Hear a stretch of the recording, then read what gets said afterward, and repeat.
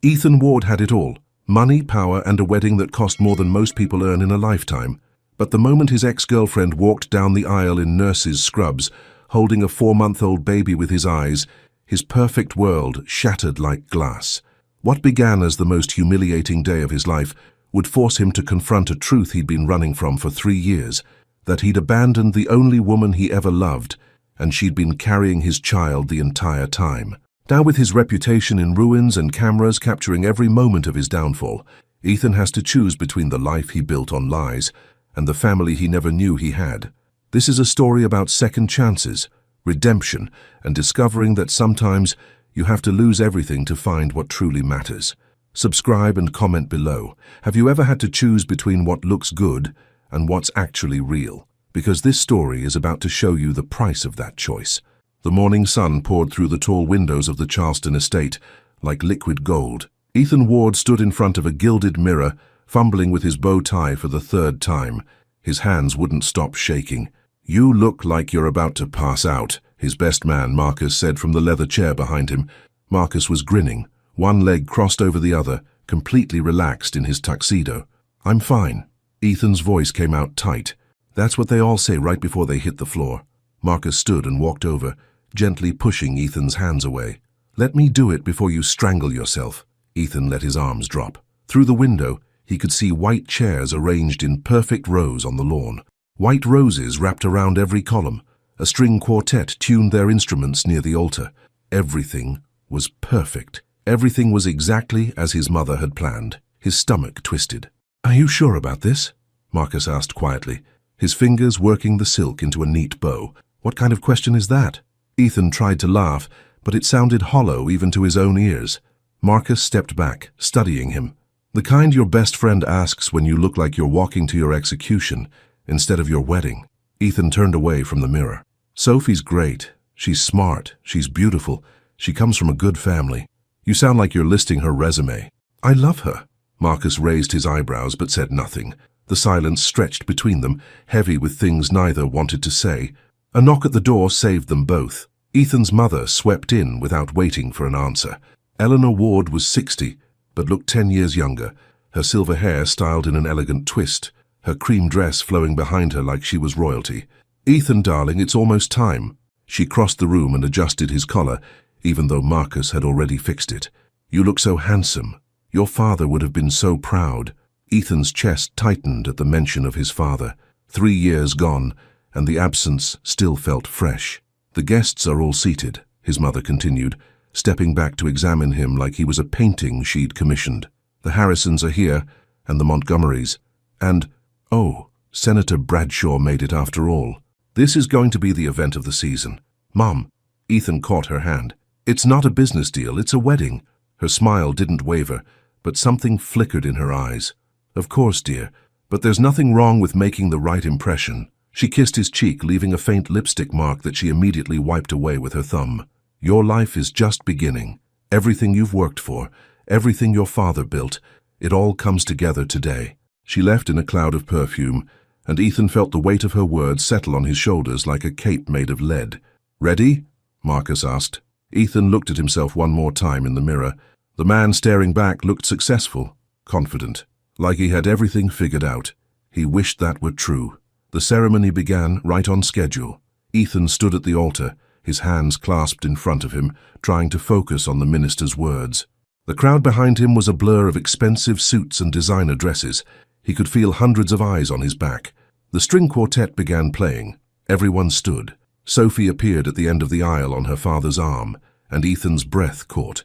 She looked stunning in her white gown, her dark hair swept up, a veil flowing behind her like a dream. She smiled at him, that practiced, perfect smile that had graced a dozen magazine covers. This was right. This was what he wanted. Wasn't it? Sophie's father placed her hand in Ethan's. Her fingers were ice-cold despite the warm June air. "Dearly beloved," the minister began, his voice carrying across the lawn, "we are gathered here today to witness the union of—" The heavy wooden doors at the back of the estate burst open. Every head turned. A woman stood in the doorway, backlit by the sun. She wore blue scrubs and white sneakers. Her hair was pulled back in a simple ponytail.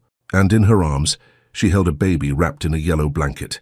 Ethan's heart stopped. Time seemed to slow down as she walked down the aisle. Not rushed, not dramatic, just steady, purposeful steps that echoed on the stone pathway. The guests gasped and whispered, but she kept her eyes locked on Ethan. He knew that face. God, he knew that face. Naomi. She stopped a few feet from the altar. The baby in her arms stirred, tiny fists waving in the air. "I'm sorry to interrupt." Her voice was calm, steady, even as her hands trembled slightly. "But you should meet your son." The world exploded into chaos. Sophie's hand ripped away from his. His mother stood up from her seat, her face going white.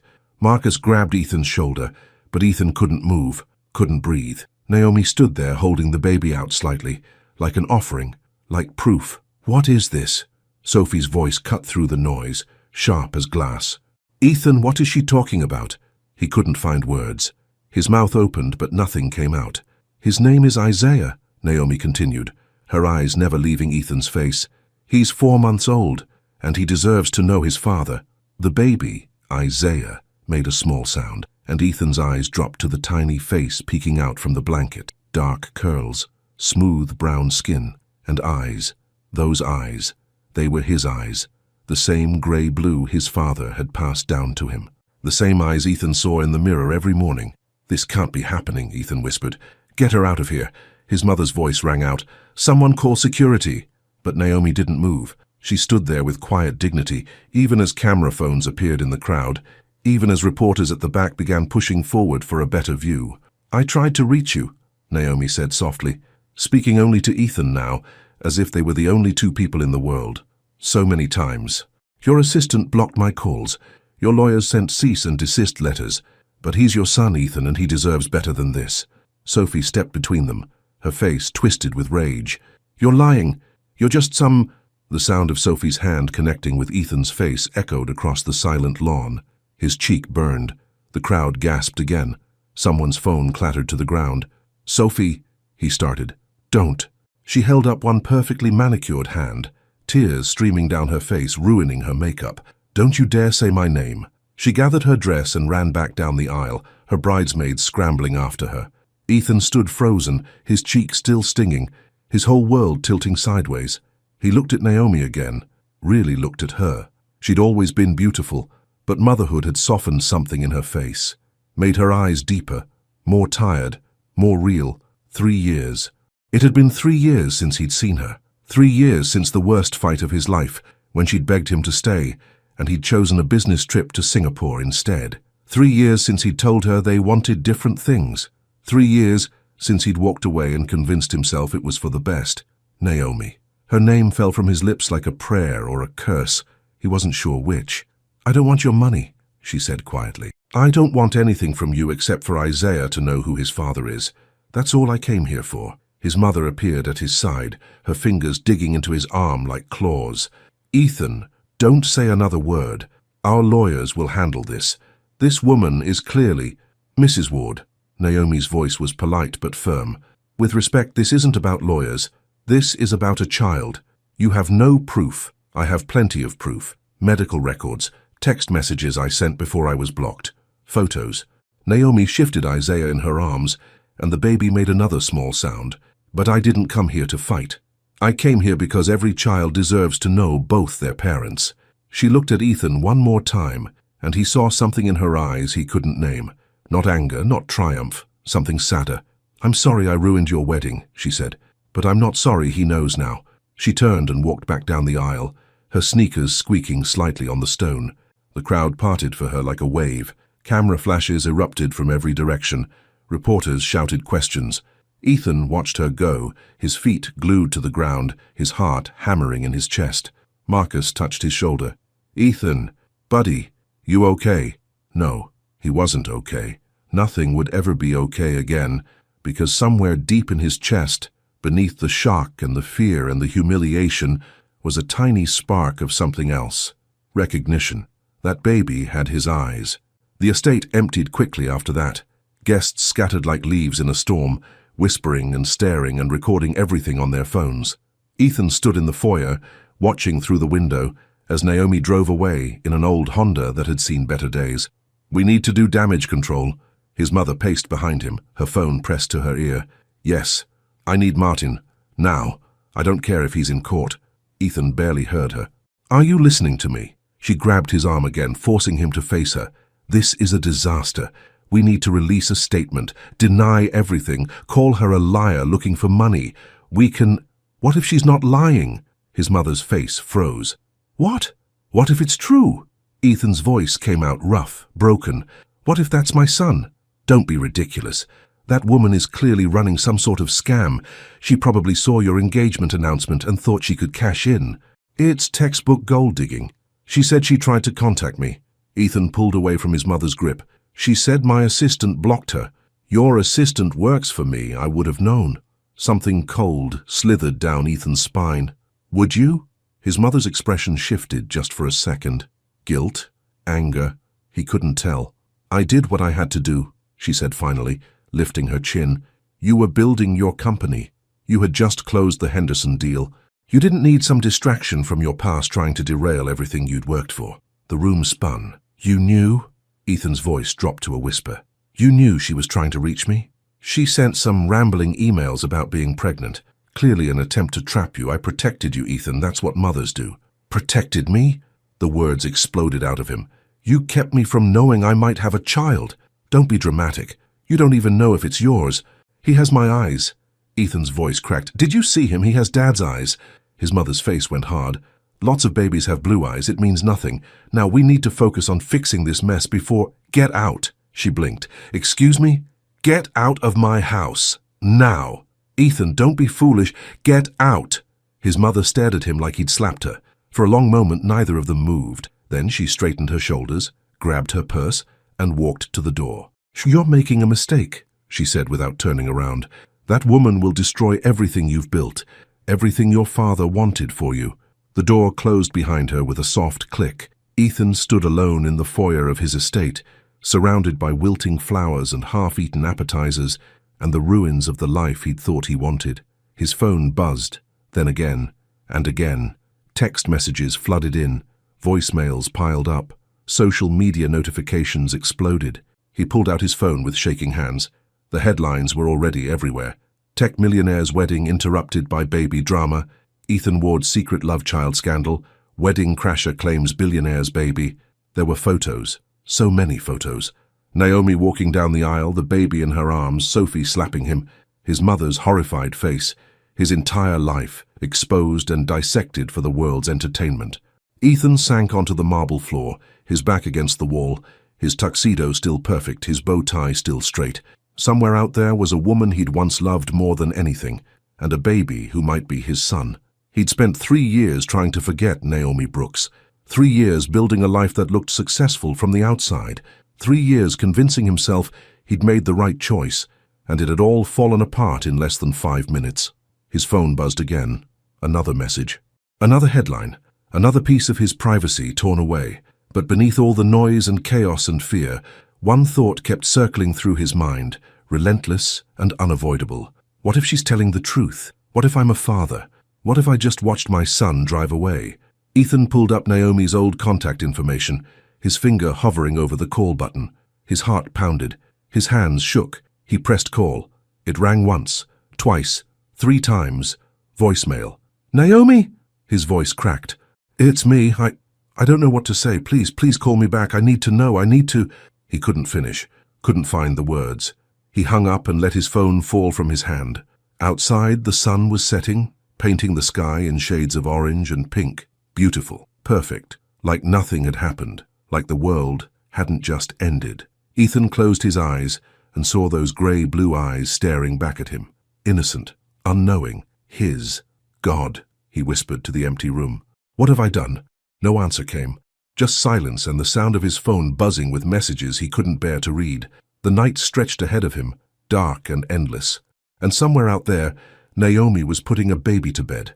A baby who might never know his father's name. Unless Ethan found the courage to face the truth he'd been running from for 3 years.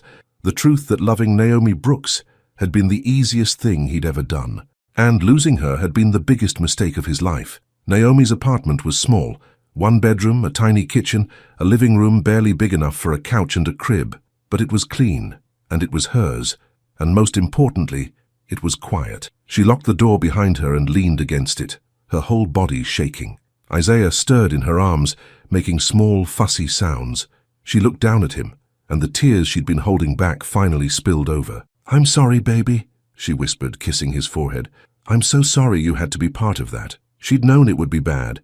She'd prepared herself for shock, for anger, for denial. But actually standing there, watching Ethan's face go pale, hearing that woman scream, feeling hundreds of eyes judging her, nothing could have prepared her for that.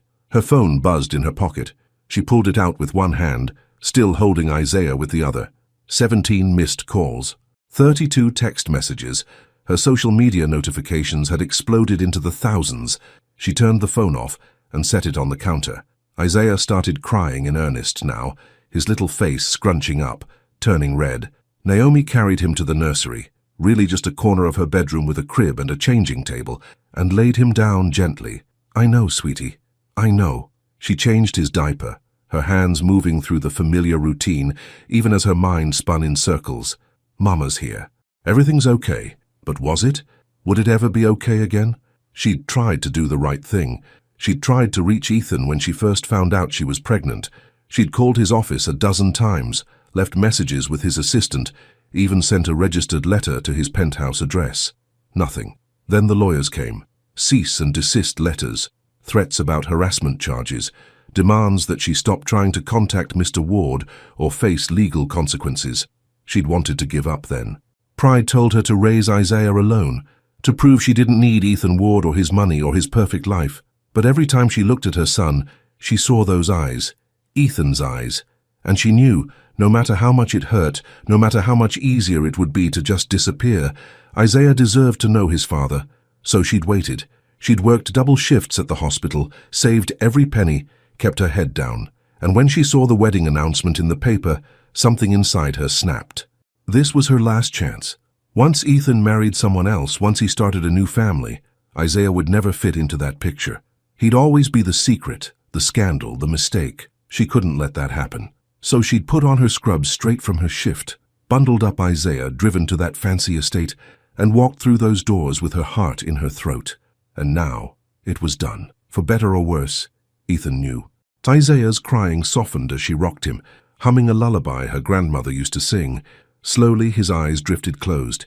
She laid him in his crib and stood there for a long moment, just watching him sleep. He was so beautiful, so perfect, and he was hers. A knock at the door made her jump. She froze, her heart racing. It was almost 9 at night. Who would... "Naomi, it's me, Malik." She exhaled and walked to the door, checking the peephole before unlocking it. Dr. Malik Turner stood in the hallway, still wearing his scrubs from the hospital, holding a bag from the Chinese place down the street. His face was creased with worry. "I saw the news," he said softly. "Are you okay?" Naomi shook her head, and that was all it took. The tears came again, hard and hot and impossible to stop. Malik stepped inside, set the food down, and pulled her into a hug. "I've got you," he murmured. "It's okay. Let it out." They'd been friends since nursing school, back when life was simpler, when her biggest worry was passing pharmacology exams, not whether the father of her child would acknowledge his existence. Malik had been there through the pregnancy, through the labor, through every sleepless night since. "I didn't know what else to do," Naomi sobbed into his shoulder. "I tried everything else. I just wanted him to know. Isaiah deserves—" "I know," Malik rubbed her back. "You did the right thing." "Did I? His whole wedding fell apart. That woman slapped him. There were cameras everywhere." She pulled back, wiping her eyes. "What if I just made everything worse?"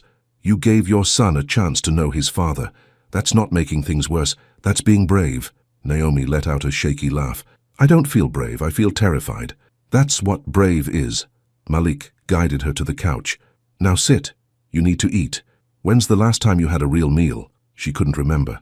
The last few days had been a blur of anxiety and preparation, and trying to convince herself she was doing the right thing. Malik unpacked the food, and they ate in comfortable silence. He didn't push her to talk, didn't ask questions she couldn't answer. He just sat with her, and for a little while the storm in her mind quieted. "What happens now?" she finally asked. Malik set down his chopsticks. "What do you want to happen?" "I want Isaiah to have a father. A real father, not just a name on a birth certificate." She stared at the wall where she'd hung a single photo of Isaiah's first smile. "I want Ethan to step up and be there for him. To love him. And if he doesn't? The question hung in the air like smoke. Then at least I tried, Naomi said quietly. At least Isaiah will know I tried. Her phone buzzed on the counter. Still on, apparently. She'd thought she turned it off. Malik stood and grabbed it, glancing at the screen.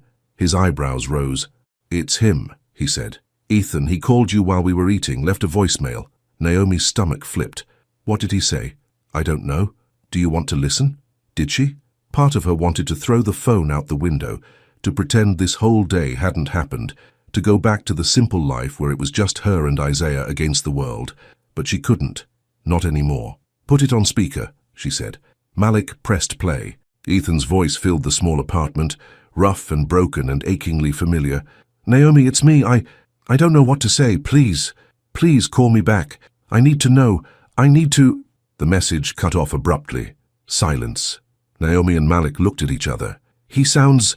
Malik trailed off. Lost, Naomi finished. He sounds lost. Good. Maybe he should feel lost.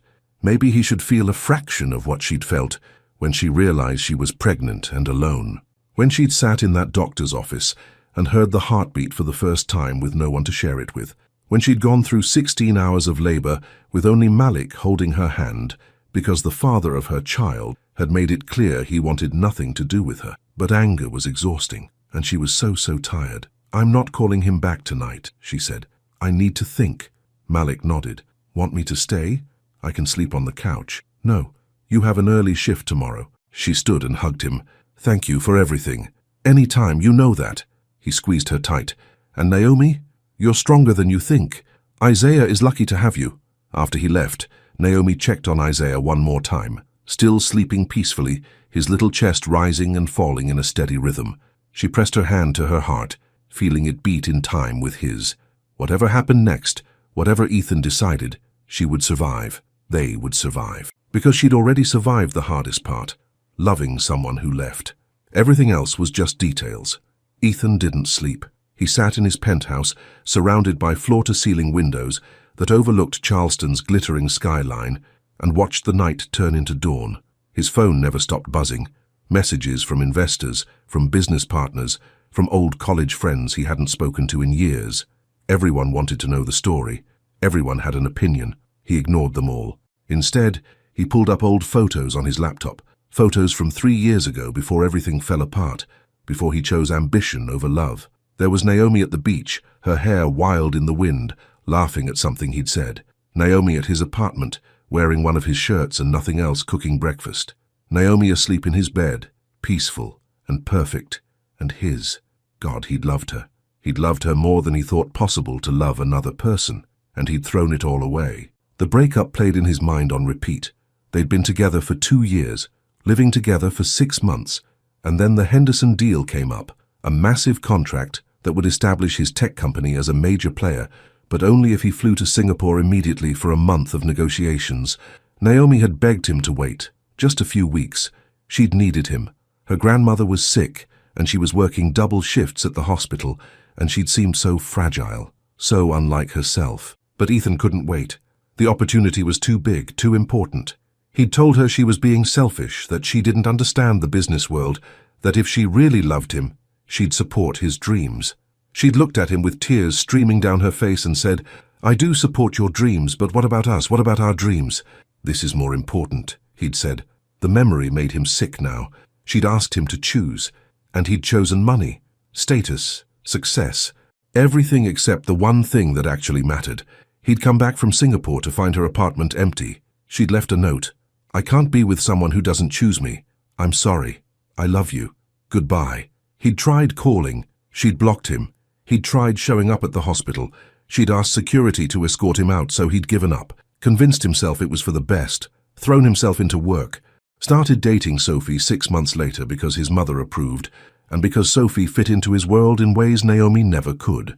Except Naomi had been his world, and he'd been too blind to see it. The sunrise painted the sky in shades of gold and pink. A new day, a day where he had to face the truth. Somewhere out there was a baby who might be his son, a baby he'd never held, never seen, never even known existed, because his mother had kept it from him. The anger burned in his chest, hot and righteous. He'd always let his mother control too much of his life, always deferred to her judgment, her plans, her vision of who he should be. No more.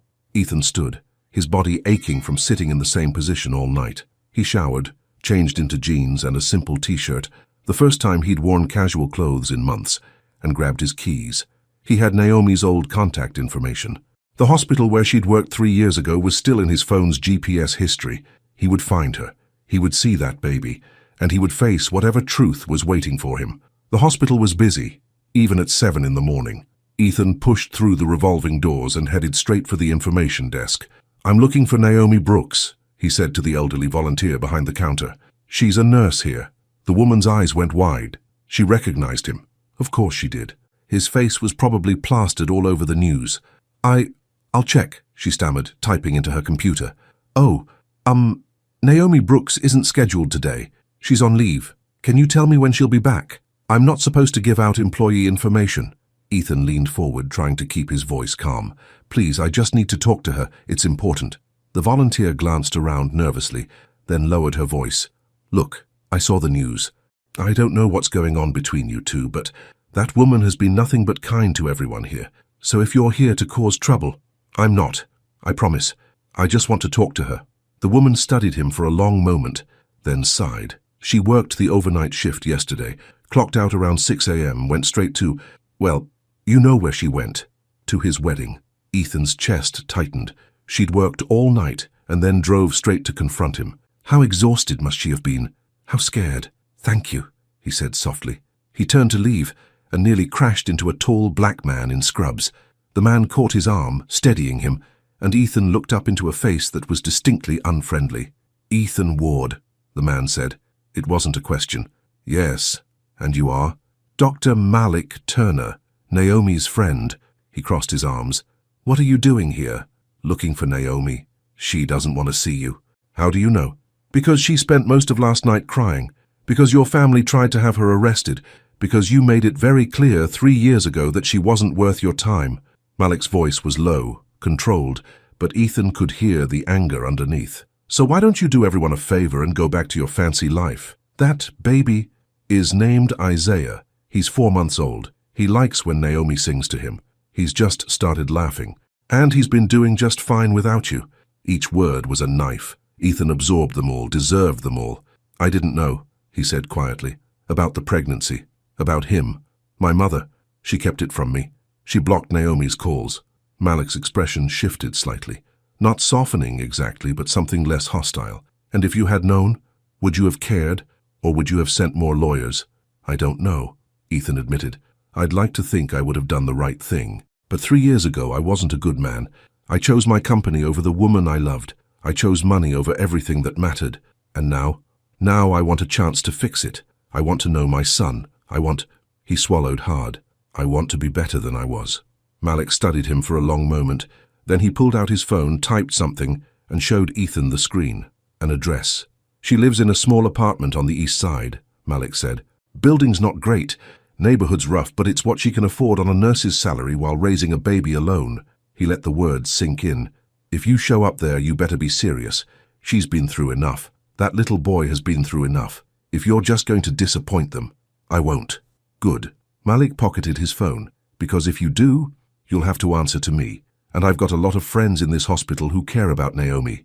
We won't let you hurt her again." He walked away before Ethan could respond. Ethan stood in the middle of the hospital lobby, surrounded by people rushing to appointments and emergencies, and felt smaller than he'd ever felt in his life. He pulled out his phone and typed the address into his GPS. 20-minute drive. His hands were shaking again. What would he say? How could he possibly make this right? But he had to try. For Isaiah, for Naomi, for the man he wanted to become. Ethan walked back to his car, got in and started the engine. The GPS lady's voice gave him directions in a calm, neutral tone, as if she were leading him to a business meeting and not to the moment that would define the rest of his life. As he drove through Charleston streets, leaving behind the wealthy neighborhoods and heading toward the rougher parts of town, Ethan thought about his father. His dad had been a good man, honest, fair. He'd built his wealth slowly, carefully, always putting family first. He'd have been disappointed in the man Ethan had become, the man who chose success over love, the man who let his mother control his life, the man who abandoned the woman carrying his child. "I'm going to do better, Dad," Ethan whispered to the empty car. "I promise I'm going to fix this." The GPS announced his arrival. Ethan parked on the street and looked up at the building. Malik was right. It wasn't much. Peeling paint, rusty fire escapes, a broken security door that hung open. This was where Naomi lived, where she'd been raising his son, while he'd been in his penthouse with heated floors and a private elevator. Shame washed over him, hot and terrible. He climbed the stairs to the third floor, found apartment 3C and stood in front of the door. He could hear movement inside, a baby crying. Naomi's voice, soft and soothing. His son. That was his son crying. Ethan raised his hand and knocked. The sounds inside stopped. Footsteps approached. The peephole darkened as someone looked through. A long pause. Then the door opened. Naomi stood there, holding Isaiah in her arms. She wore sweatpants and an oversized t-shirt. Her hair was pulled back in a messy bun. No makeup, exhaustion written in every line of her face. She was the most beautiful thing he'd ever seen. "Ethan," she said quietly. "Hi." His voice cracked. Can we talk?" She looked at him for a long moment. Then she stepped back and let him inside. And everything changed. The apartment was smaller than any place Ethan had lived since college. The living room was barely 10 feet across, with a worn couch, a coffee table covered in baby bottles and folded laundry, and a crib in the corner decorated with stars. The walls were bare except for a few photos, Naomi holding a tiny newborn in the hospital, Isaiah's first smile, a picture of an elderly woman Ethan recognized as Naomi's grandmother. It was humble, it was cramped, but it was filled with love. He could feel it in every corner. Naomi closed the door behind him and stood there, Isaiah still in her arms. The baby had stopped crying and was now staring at Ethan with wide, curious eyes. Those eyes. Ethan's breath caught in his throat. Up close there was no denying it. The shape of the nose, the curve of the lips, even the way Isaiah's little hand curled into a fist. It was all familiar, like looking at his own baby photos. "Do you want to sit?" Naomi asked. Her voice was carefully neutral. "Yeah, thank you."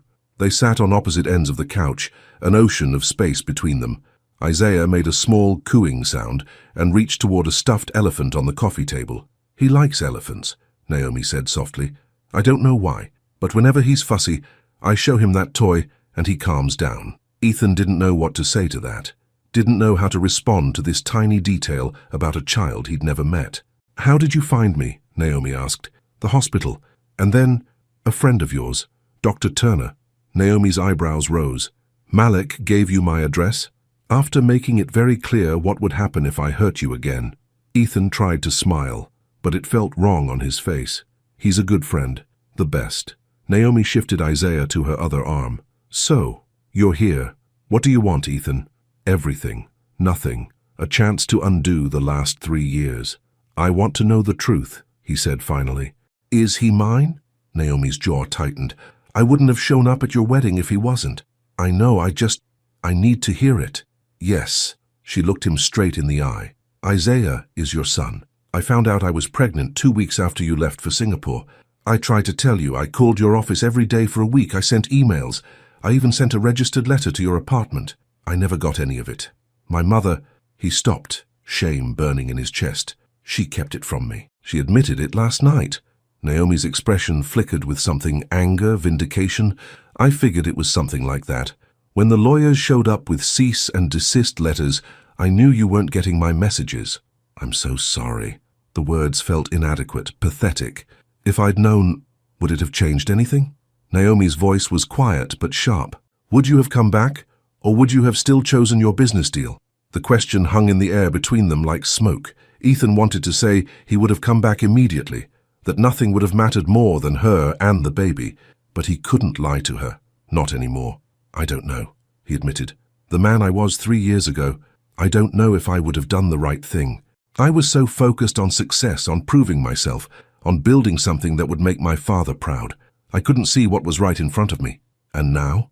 Now I see clearly." He leaned forward, his hands clasped between his knees. "I lost you because I was an idiot. Because I thought money and status mattered more than love. I've spent 3 years trying to fill the hole you left, and nothing worked. Not the company, not Sophie, not any of it." Naomi looked down at Isaiah, her expression unreadable. This isn't about us, Ethan. That's over. This is about him.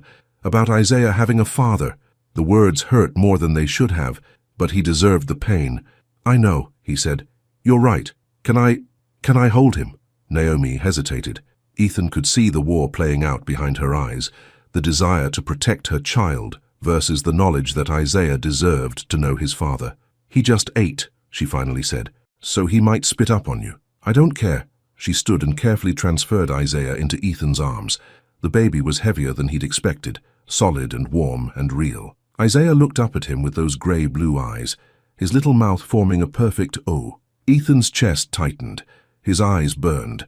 This was his son, his child, a piece of him and Naomi, combined into something miraculous. Hi, Isaiah, he whispered. I'm Ethan. He couldn't say Daddy, not yet. He hadn't earned that. Isaiah made a gurgling sound and grabbed Ethan's finger with surprising strength. Such tiny fingers, perfect miniature nails, skin so soft it seemed impossible. He's beautiful, Ethan said, his voice thick. Naomi, he's perfect. I know. There was pride in her voice, but also exhaustion. He's also a terrible sleeper. He only naps for 20 minutes at a time, and he hates baths, and he screams every time I try to clip his nails. Ethan looked up at her. She was standing a few feet away, arms crossed, watching them with an expression he couldn't quite read. You did all of this alone, he said. I had help. Malik, my co-workers. The nurses at the hospital were amazing when I went into labor. She paused. But yeah, mostly alone. I should have been there. But you weren't. No accusation in her voice. Just fact. And we survived. Isaiah started fussing, his little face scrunching up. Naomi immediately stepped forward and took him back, settling him against her shoulder with practiced ease. She swayed gently, humming that same lullaby from last night. Ethan watched her, and something inside him cracked open. This was what he'd walked away from. Not just Naomi, but this. A family. A home. Love that wasn't transactional or dependent on success. I want to be part of his life, Ethan said. I want to be his father, his real father. Not just a name on a birth certificate or a check in the mail. I want to know him. I want him to know me. Naomi kept swaying, her eyes on Isaiah's face. That's a big commitment, Ethan. Bigger than a business deal. You can't just walk away when it gets hard. I know. Babies are hard. They cry. They need constant attention. They throw up and have blowout diapers and don't sleep. It's not glamorous. It's not going to look good on social media or impress your investors. I don't care about any of that. She finally looked at him. Don't make promises you can't keep. Isaiah deserves better than a father who shows up for a few weeks and then disappears. If you're going to do this, you have to be all in, no matter what. I am. He stood facing her. I'm all in. Whatever it takes. I want to know my son. Naomi studied his face for a long moment. Then she sighed. Okay, she said quietly, but we do this my way, slowly. We get a paternity test first. I don't need a test. I know he's mine. I do, for Isaiah's sake, so there's never any question, never any doubt. We document everything properly. Her voice was firm. And then, if you still want to be involved, we start small. Supervised visits, a few hours at a time. You don't just get to walk in and play daddy. You have to earn it. I understand. And this doesn't change anything between us. Her eyes were hard now, protective. We're not getting back together. This isn't some romantic reunion. This is about Isaiah, period. The words stung, but he nodded. I understand that too. Isaiah had fallen asleep on her shoulder, his little body going limp and heavy the way babies do. Naomi carried him to the crib and laid him down gently, covering him with a soft blue blanket. She stood there for a moment, her hand on his back, making sure he was really asleep. Then she turned back to Ethan. There's a clinic downtown, she said. They do paternity tests. We can go tomorrow if you're free. I'll make time. It takes a few days to get results. In the meantime, you should probably deal with your life, your company, your family, the press. She crossed her arms again. This is going to get worse before it gets better. Are you ready for that? No, he wasn't ready for any of this, but he was done running. I'm ready, he said. Naomi walked him to the door. As he stepped into the hallway, she touched his arm. Ethan? He turned. For what it's worth, she said softly, I never wanted it to be like this. I didn't want to ruin your wedding or embarrass you. I just wanted Isaiah to know his father. That's all I ever wanted. You didn't ruin anything. He looked at her, really looked at her, and saw the woman he'd loved, still loved, if he was honest with himself. You gave me the truth, and the truth is the only thing that matters. She nodded and closed the door. Ethan stood in the hallway for a long moment, listening to the sounds of the building around him. A TV blaring in one apartment, a couple arguing in another. Normal life, real life. This was going to be his world now. Not penthouses and galas and board meetings, but small apartments and crying babies, and a woman who had every reason to hate him, but was still willing to give him a chance. He'd thought his life was perfect before, but he'd been wrong. This messy, complicated, terrifying new reality, this was what he'd been searching for all along. He just hadn't known it until now. The next morning, Ethan met Naomi at the clinic. She arrived pushing Isaiah in a stroller, wearing jeans and a simple blouse, her hair pulled back in a ponytail. She looked nervous. So was he. "Thanks for coming," she said. "Of course." They signed in and sat in the waiting room. A daytime talk show played on the TV in the corner. An elderly couple sat across from them holding hands. A teenager scrolled through her phone, one leg bouncing anxiously. Normal people, living normal lives, dealing with normal problems.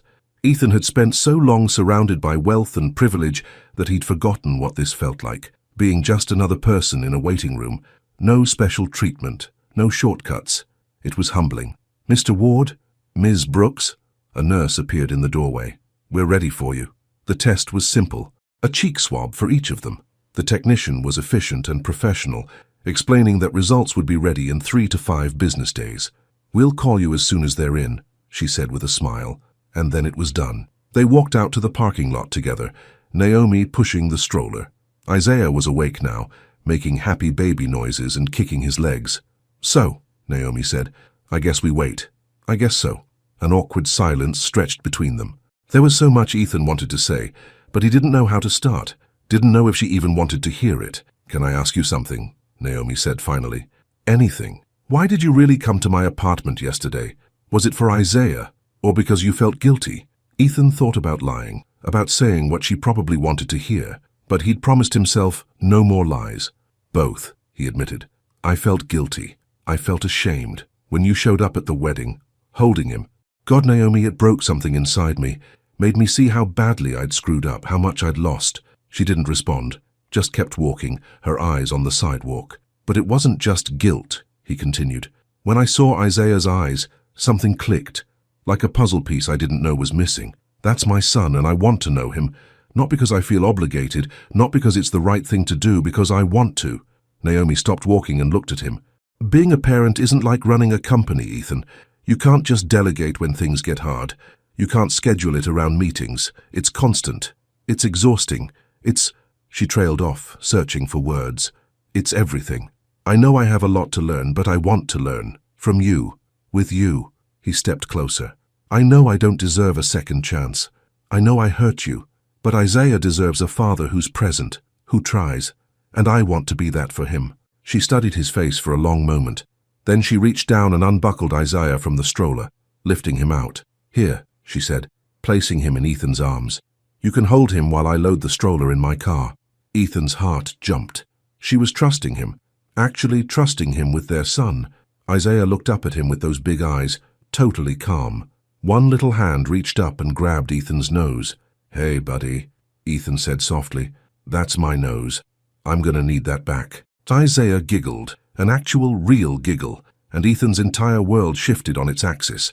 This tiny person, this perfect little human, was his son, his child. Part of him would always be connected to Isaiah, no matter what happened between him and Naomi. "He likes you," Naomi said, coming back over. "He doesn't usually laugh for strangers. Maybe he knows I'm not a stranger.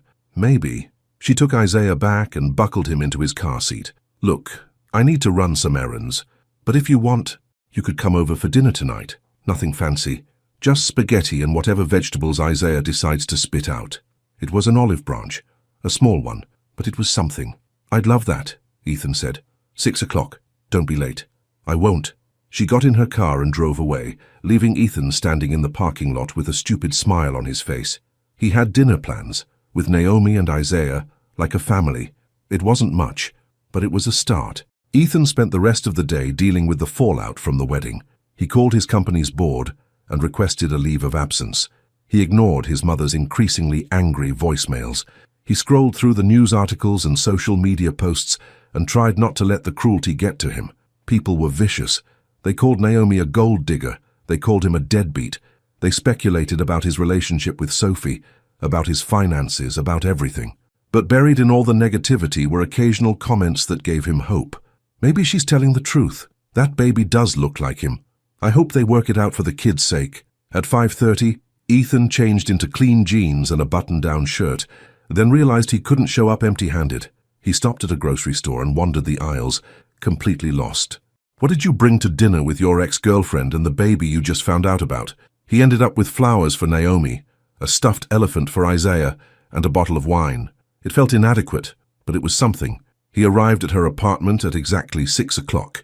Naomi answered the door in an apron, her hair falling out of its ponytail, a smear of tomato sauce on her cheek. She looked perfect. "You're punctual," she said. "I'm impressed. I'm trying to make a good impression." Mission accomplished. She noticed the flowers and her expression softened. "These are beautiful. You didn't have to. I wanted to." She let him inside. The apartment smelled amazing. Garlic and basil and something warm and comforting. Isaiah was in a baby seat on the kitchen counter, watching Naomi cook with intense concentration. "Can I help?" Ethan asked. "You can set the table. Plates are in the cabinet next to the fridge. Silverware in the drawer by the sink." It felt domestic, normal, like they'd done this 100 times before, except they hadn't. They'd never had this. When they were together before, they'd eaten takeout in his apartment or gone to expensive restaurants. They'd never cooked together, never shared this kind of simple, everyday intimacy. He'd missed out on so much. They ate at the small kitchen table, Isaiah in his seat between them.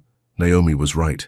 The spaghetti was simple, nothing fancy, but it was the best meal Ethan had eaten in months. "This is really good," he said. "It's just pasta." "No, I mean being here with you, with him." He looked at Isaiah, who was chewing on a plastic teething ring. "This is good." Naomi's expression softened. "Yeah, it is." After dinner, Ethan helped clean up, while Naomi gave Isaiah a bath. He could hear her laughing and talking to the baby, her voice full of love and patience. When she came back out, Isaiah was in pajamas with little elephants on them. Ethan noticed and felt absurdly pleased. "Bedtime," Naomi announced. "Say good night to Ethan, Isaiah." Ethan stood and walked over. Isaiah looked up at him with sleepy eyes and yawned, his whole face scrunching up. "Good night, little man," Ethan said softly. He hesitated, then leaned down and kissed Isaiah's forehead. The baby smelled like baby shampoo and milk and something else, something indefinable and perfect. Naomi carried Isaiah to the crib and laid him down. She turned on a small nightlight that projected stars on the ceiling and started the lullaby again. Ethan watched from the doorway, his heart full. This was what love looked like. Not grand gestures or expensive gifts, just this. A mother singing to her child, a tiny apartment filled with warmth, simple moments that meant everything. When Isaiah was asleep, Naomi joined Ethan in the living room. They sat on the couch, a careful distance between them, but closer than that morning. "Thank you for tonight," Ethan said. "You're welcome." "I mean it, this was—" He searched for the right words. "This was the best night I've had in 3 years." Naomi looked at him, surprise flickering across her face. "Really? Really?" He turned to face her fully. "I've been living this life that looked perfect from the outside. Fancy apartment, successful company, beautiful fiancé. But it was empty, Naomi. Every single day felt empty, because none of it mattered without you." "Ethan, I know you said this isn't about us, and I respect that, but I need you to know—" He took a deep breath. "I never stopped loving you. Not for one day, not for 1 second. Losing you was the biggest mistake of my life, and if I could go back and do it all differently, I would in a heartbeat." Tears welled up in Naomi's eyes. "You can't just say things like that." "Why not? It's true. Because I spent 3 years getting over you." Her voice cracked. 3 years convincing myself that you didn't care, that you never really loved me, that I was better off alone. And now you show up and say all the right things, and I don't know what to believe anymore. Believe that I'm sorry. Believe that I was an idiot. Believe that I want to be better." He reached for her hand and she didn't pull away. "I don't expect you to forgive me right away. I don't expect anything. But please, just give me a chance to prove I've changed." Naomi looked down at their hands, her fingers intertwined with his. "I can't get hurt again," she whispered. "And more importantly, Isaiah can't get hurt. If you're going to do this, you have to be sure. You have to be all in. Because if you disappear, if you break your promises, it won't just break me, it'll break him too. I won't disappear, I promise. She looked up at him, searching his face. Okay, she said finally. Okay, we'll take this one day at a time. See what happens. One day at a time, he agreed. They sat there in the dim light of the apartment, hands still linked, the sound of Isaiah's soft breathing coming from the crib. And for the first time in 3 years, Ethan felt like he was exactly where he was supposed to be, home. The paternity test results came back on a Thursday afternoon. Ethan was in the middle of a conference call with his board, explaining why he needed an indefinite leave of absence, when his phone buzzed with the call from the clinic. "Gentlemen, I have to go," he said, cutting off his CFO mid-sentence. "Ethan, we're not finished discussing—" He hung up and answered the other line. "Mr. Ward, this is Dr. Chen from Charleston Family Services. Your test results are ready. Would you like me to email them or would you prefer to come in? Just tell me." His heart hammered in his chest. "Please. The results show a 99.9% probability that you are the biological father." Ethan closed his eyes. He'd known. Of course he'd known. But hearing it confirmed, hearing it stated as fact, made it real in a way nothing else had. "Thank you," he managed. "Can you send the results to both me and Ms. Brooks?" "Already done. Have a good day, Mr. Ward." Ethan sat in his penthouse office, staring at the phone in his hand. He was a father. Officially, legally, undeniably. Isaiah was his son. His phone buzzed again. A text from Naomi. "Got the results. We should talk." He typed back immediately. "I can be there in 20 minutes. "Make it 30. I need to process." Fair enough. She deserved time. She deserved everything.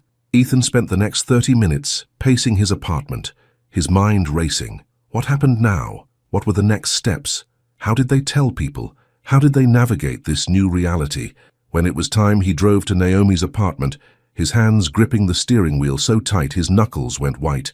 She answered the door before he could knock. Isaiah was on her hip, chewing on a teething toy. "Hi," she said softly. "Hi." They stood there for a moment, just looking at each other. Then Naomi stepped back and let him in. "So," she said, sitting on the couch and settling Isaiah on her lap. "It's official." "Yeah." Ethan sat in the chair across from them, not trusting himself to sit too close. "How are you feeling?" "Honestly?" "Relieved. I know it sounds strange, but there was always this tiny part of me that worried. What if I was wrong? What if those eyes were just a coincidence? What if I'd ruined your wedding for nothing?" She kissed the top of Isaiah's head. "But I wasn't wrong. He's yours. He's ours," Ethan corrected gently. Naomi's eyes met his. "Yeah, he's ours." The weight of those words settled over them both. "We need to figure out how this works," Naomi said. "Custody, visitation, child support, all the legal stuff. I want to be fair. Whatever you think is right. That's not how this works, Ethan. You're his father. You get a say, too." She adjusted Isaiah on her lap. "I've been thinking about it. I think we should start with a few visits a week, a few hours at a time. Let Isaiah get used to you. Then we can build from there. What about overnights?" She hesitated. "Eventually. But he's only 4 months old. He still wakes up 3 times a night. He needs routine, familiarity. I don't want to confuse him." "Okay. Whatever's best for him. And we need to set boundaries. For us." Naomi's voice was firm. "This is a co-parenting relationship, not a romantic one. We need to keep things separate, clear, for Isaiah's sake." The words hurt, but he understood. "I get it. Do you?" She looked at him intently. "Because the other night you said you still love me, and I need you to understand that we can't go back. Too much has happened. Too much time has passed." "I know." Even though every part of him wanted to argue, wanted to fight for another chance, he knew she was right. Trust took time to rebuild. Love wasn't enough on its own. "Good." She stood, still holding Isaiah. "So let's start simple. You can come over tomorrow afternoon. Spend a couple hours with Isaiah. I'll be here the whole time. We'll see how it goes." "I'd like that." As Ethan stood to leave, Isaiah reached out toward him, his little hands opening and closing. Without thinking, Ethan stepped closer and let Isaiah grab his finger. "Hey, buddy," he said softly. "I'll see you tomorrow, okay?" Isaiah made a happy, gurgling sound, and Naomi smiled despite herself. "He really does like you," she said. "I think he knows." "Knows what?" "That you're his dad." The word hit Ethan square in the chest. Dad, father, the most important title he'd ever hold. "I won't let him down. Ethan said, looking at Naomi. I won't let either of you down. Not again. I hope not. She walked him to the door. See you tomorrow, 2 o'clock. I'll be here. But when Ethan arrived at 2 o'clock the next day, he found Naomi's apartment door propped open and voices inside. Angry voices. He pushed the door open wider and froze. Sophie stood in the middle of Naomi's living room, dressed in an elegant pantsuit, her arms crossed. Naomi held Isaiah protectively, her face flushed with anger. You need to leave, Naomi was saying. Now. Not until we finish this conversation. Sophie's voice was cold, controlled. You ruined my wedding. You humiliated me in front of everyone I know. You owe me. I don't owe you anything. Yes, you do, and I'm willing to make this simple. Sophie pulled an envelope from her purse and held it out. $500,000 cash. All you have to do is disappear. Take your baby and go somewhere Ethan will never find you. Ethan's blood ran cold. What the hell is going on here? Both women turned. Sophie's expression flickered with surprise, then settled into something harder. Ethan, I was just trying to bribe the mother of my child. He stepped inside and closed the door. Get out, Sophie. You don't understand. I'm trying to help you. This woman is going to destroy your life. No, you don't understand. Ethan walked over to stand beside Naomi. That woman is the mother of my son, and you have no right to be here. No right to threaten her. No right to anything. Sophie's carefully composed mask cracked. I gave you 3 years, Ethan. 3 years of my life. I stood by you, supported your company, introduced you to everyone who mattered, and you're throwing it all away for her? I'm not throwing anything away. I'm choosing my son. I'm choosing to be a father. He took a breath. And for what it's worth, Sophie, you deserve better than me. You deserve someone who loves you the way you should be loved. That person was never going to be me, because you're still in love with her. It wasn't a question. Ethan glanced at Naomi, who was watching him with an unreadable expression. Yeah, I am. Sophie laughed, a bitter, hollow sound. Then you're both fools. You think love is enough? You think a crying baby and a tiny apartment and no money is going to make you happy? You're delusional. Maybe, Naomi said quietly, but at least we'll be honest.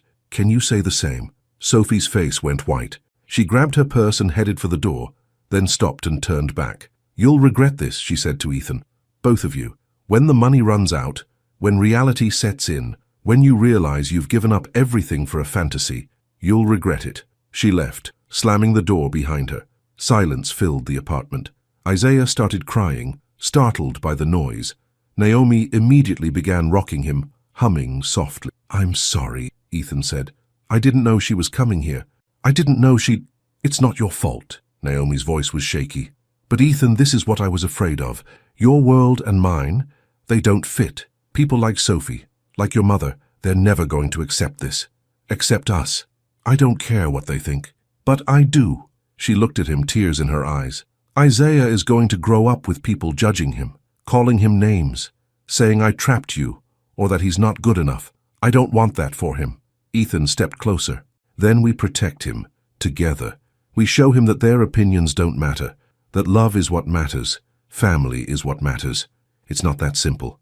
Yes, it is. He reached out and gently touched Isaiah's back. This little boy is the best thing that's ever happened to me, and if being his father means walking away from people like Sophie, from my company, from everything I thought I wanted, then I'll do it. Gladly. Naomi searched his face. You really mean that? I've never meant anything more. Isaiah's crying had softened to small hiccups. Naomi wiped her own eyes and let out a shaky breath. Okay, she said. Okay. But if we're going to do this, really do this, we need rules, boundaries. We need to put Isaiah first. Always. Agreed. And no more surprises. If your mother shows up, if Sophie comes back, if anything happens, you tell me. We face it together. Together, Ethan echoed. Naomi nodded. Then, to his surprise, she held out Isaiah. You want to try feeding him? It's almost time for his bottle. Ethan's heart jumped. Really? Really. But I'm warning you, he's messy. You'll probably end up wearing half of it. Ethan took Isaiah carefully, settling him in the crook of his arm. Naomi showed him how to hold the bottle, how to angle it so Isaiah wouldn't swallow air, how to burp him halfway through. It was awkward. Isaiah did spit up on his shirt, but Ethan didn't care. He was feeding his son, his actual son. You're doing good, Naomi said softly, watching them. Yeah? Yeah. She smiled. A real smile, the kind he remembered from 3 years ago. "You're a natural." Those words meant more to him than any business award or magazine cover ever had. They spent the rest of the afternoon together. Ethan learned how to change a diaper harder than it looked. He played peekaboo until Isaiah laughed so hard he got the hiccups. He held the baby, while Naomi took a much-needed shower. And when Isaiah finally fell asleep for his nap, Ethan and Naomi sat on the couch, exhausted but content. "Thank you," Ethan said, "for giving me this chance, for trusting me with him. You're his father. You deserve to know him." Naomi pulled her legs up under her. "But Ethan, about what you said, about still loving me." His heart stuttered. "You don't have to—" "Let me finish." She turned to face him. "I told myself I was over you. I told myself I didn't care anymore. But seeing you with Isaiah, seeing how hard you're trying—" She trailed off, biting her lip. "I'm not ready to jump back into a relationship. I'm not ready to trust you completely. But maybe we could work toward it." Slowly, hope bloomed in Ethan's chest. "As slow as you need. And you have to understand, if you hurt me again, that's it. I won't give you another chance. For Isaiah's sake, we'll co-parent. But us? We'd be done. Forever. I won't hurt you again. I promise." Naomi looked at him for a long moment, then nodded. "Okay, so, friends? Co-parents? Whatever this is? Whatever you want it to be." He held out his hand. "Partners in parenting?" She laughed and shook his hand. Partners in parenting. It wasn't a declaration of love, it wasn't a promise of forever, but it was a start. And right now that was enough. The next few weeks fell into a rhythm. Ethan came over 3 times a week, spending hours with Isaiah. He learned the baby's schedule, his favorite toys, his different cries. He changed diapers and warmed bottles and sang off-key lullabies. Slowly, carefully, he and Naomi rebuilt something. Not the relationship they'd had before. That was gone, buried under too much hurt. But something new, something stronger. They talked about their days, shared meals, laughed at Isaiah's antics, and occasionally their hands would brush or their eyes would meet, and the air would crackle with possibility. But they took it slow, for Isaiah's sake, for their own sake. 3 weeks after the paternity results came back, Ethan's mother called. He'd been avoiding her, letting her messages go to voicemail, but she was persistent. "We need to talk," she said when he finally answered. "In person." "I don't think that's a good idea. Please, Ethan, I'm your mother. At least hear me out." He agreed to meet her at a coffee shop downtown, neutral territory. She arrived dressed impeccably as always, but there were dark circles under her eyes. She looked older, tired. "Thank you for coming," she said as they sat down. "What do you want, Mum?" To apologize. The words seemed to cost her. "I was wrong. About Naomi. About the baby. About all of it." Ethan leaned back in his chair. "You kept my son from me. I know, and I'll regret it for the rest of my life." She folded her hands on the table. "I thought I was protecting you. Your father spent his whole life building our family's reputation, and I didn't want to see it destroyed by some scandal. But I was wrong. Your father would have been ashamed of what I did." "Yeah, he would have. I'd like to meet him. Isaiah, my grandson." Her voice broke slightly. "If you'll let me." Ethan studied her face. He could hold on to his anger. He could punish her for what she'd done. But what good would that do? "That's not my decision alone," he said finally. "Naomi has to agree." "Then ask her, please." Later that evening, Ethan brought it up to Naomi. They were sitting on her couch, Isaiah asleep in his crib, a movie playing softly on TV. "My mother wants to meet Isaiah," he said. Naomi tensed. "The same mother who tried to have me arrested? Who sent lawyers after me?" "The same one, but she apologized. And she's his grandmother. Isaiah deserves to know his whole family. Even the parts of his family that wanted me to disappear. I'm not asking you to forgive her. I'm just asking you to think about it. For Isaiah." Naomi was quiet for a long time, then she sighed. "One meeting, supervised.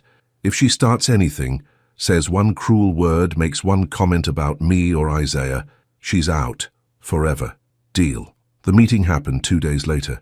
Eleanor Ward arrived at Naomi's apartment with a large gift bag and a nervous expression. "Ms. Brooks," she said stiffly, "thank you for agreeing to see me." "Mrs. Ward." Naomi's voice was equally formal. They stood in the doorway for an awkward moment. Then Naomi stepped back and let her in. Eleanor's eyes immediately went to Isaiah, who was in his bouncy seat, playing with a rattle. Her entire expression softened. "Oh," she breathed, "he's beautiful. Thank you. He has Ethan's eyes and his father's nose." She looked at Naomi. "May I hold him?" Naomi hesitated. then nodded. She picked up Isaiah and carefully handed him to Eleanor. Ethan's mother cradled the baby like he was made of glass, tears streaming down her face. "Hello, little one," she whispered.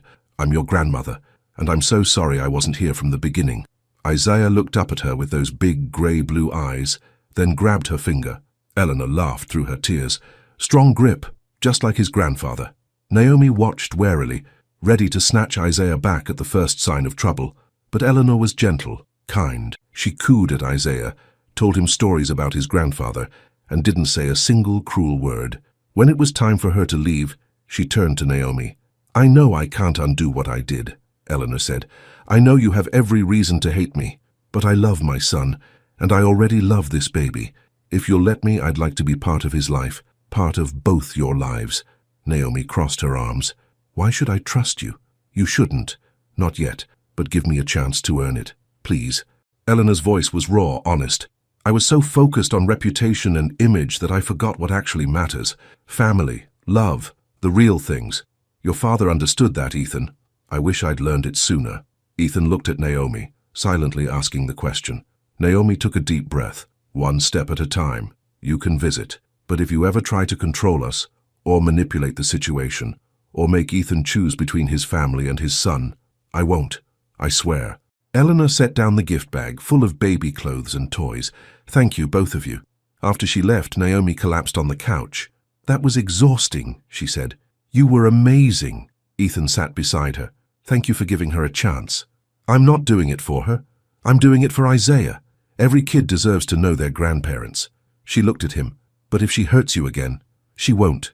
I think she's finally starting to understand." Naomi leaned her head on his shoulder, and Ethan's breath caught. It was the first time she'd touched him like this, casual, comfortable, trusting.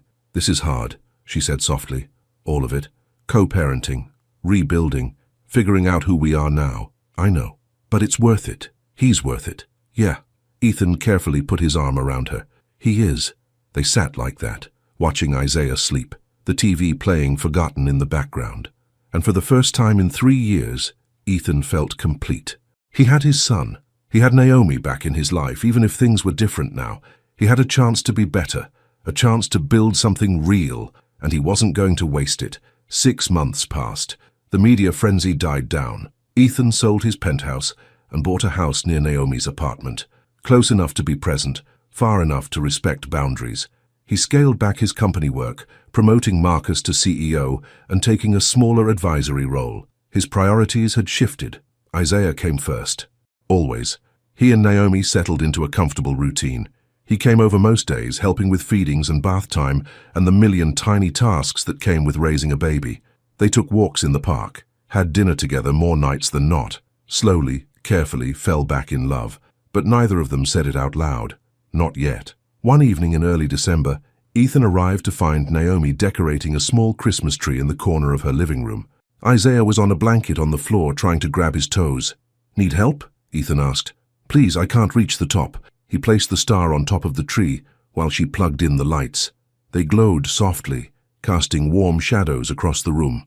"It's perfect," Naomi said, stepping back to admire their work. "Yeah, it is."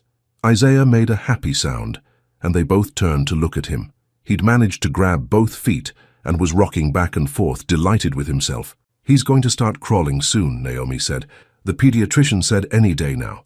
Then we'll have to baby-proof this whole place." "We?" Naomi raised an eyebrow. "I mean, if you want help, I could." She kissed him. Just like that. No warning, no build-up. She just leaned in and kissed him, soft and sweet and perfect. When she pulled back, Ethan's heart was racing. "What was that for?" he managed. "For being here, for trying, for loving Isaiah." She smiled. "For being the man I always knew you could be." "Naomi, I'm not saying we rush into anything. I'm not saying everything is perfect." She took his hand. "But I think we're ready to try, for real this time." "You mean?" "I mean I love you. Still. Always." She laughed. "God, I tried not to. But you make it impossible." Ethan pulled her close, resting his forehead against hers. "I love you too. So much. And I promise, no promises. Just be here. Be present. Be real. I can do that." They kissed again, deeper this time. 3 years of longing and regret and hope pouring between them. Isaiah squealed, as if celebrating with them, and they broke apart laughing. "I think someone's jealous," Naomi said, picking up the baby. "Can't blame him. I've been hogging his mom's attention." Ethan tickled Isaiah's belly, making him giggle. "Sorry, buddy. I'll share." They spent the rest of the evening together, decorating, playing with Isaiah, talking about the future, about moving in together eventually, about giving Isaiah siblings, about building the life they should have had 3 years ago. And as Ethan watched Naomi dance around the living room with their son, Christmas lights twinkling in the background, he knew he'd finally found what he'd been searching for all along. Not success, not status, not wealth, but home, love, family, the things that actually mattered. 1 year later, the backyard was full of people. Malik and his girlfriend were manning the grill. Eleanor was helping set up decorations, smiling more than Ethan had seen in years. A dozen friends from the hospital laughed and talked, passing around plates of food. And in the middle of it all, Isaiah, 16 months old now, walking and babbling and getting into everything, ran through the grass chasing Bubbles, his laughter ringing out like music. "Happy birthday, buddy," someone called out. Ethan stood next to Naomi, his arm around her waist, watching their son experience his first real birthday party. "This is good," Naomi said softly. "Yeah, it really is. Thank you for all of this." She gestured at the yard, the house they'd moved into together 3 months ago. "For fighting for us. Thank you for giving me the chance." He kissed her temple. "I don't deserve you, either of you." "Probably not," she teased. "But you're stuck with us now. Best thing that ever happened to me." Isaiah toddled over, his face covered in cake frosting, holding up a toy elephant. "Dada," he said proudly, showing off his treasure. Ethan's heart swelled. That word never got old. "That's a great elephant, buddy," he said, crouching down. "Is it your favorite?" "Favit," Isaiah repeated, nodding seriously. Naomi laughed. "He has your vocabulary already." Poor kid. Eleanor appeared with a camera. "Can I get a picture of the 3 of you?" They gathered together, Naomi holding Isaiah, Ethan's arm around both of them, and smiled. The camera clicked. A moment, captured forever. A family that almost wasn't. A love that almost died. A second chance that almost never came. But they'd fought for it. Through scandal and judgment and fear. Through mistakes and apologies and hard conversations. Through sleepless nights and messy diapers. And every small, beautiful moment in between. And they'd won. As the party continued around them, Ethan pulled Naomi close and whispered in her ear, "Marry me." She pulled back, eyes wide. "What?" "Not now. Not today. But someday. When you're ready. Marry me. Let me spend the rest of my life proving I'm worthy of you and Isaiah." Tears filled her eyes. "Ethan, you don't have to answer now. Just think about it. Think about forever." She kissed him, soft and sweet, tasting like cake and promise. "Forever sounds pretty good," she whispered against his lips. Isaiah squealed between them, demanding attention, and they broke apart, laughing. The party went on. The sun set, painting the sky in shades of gold and pink. Friends and family surrounded them, celebrating a little boy who'd brought them all together. And as the stars began to appear above them, Ethan looked at the woman he loved and the son who'd saved him, and knew with absolute certainty this was where he belonged.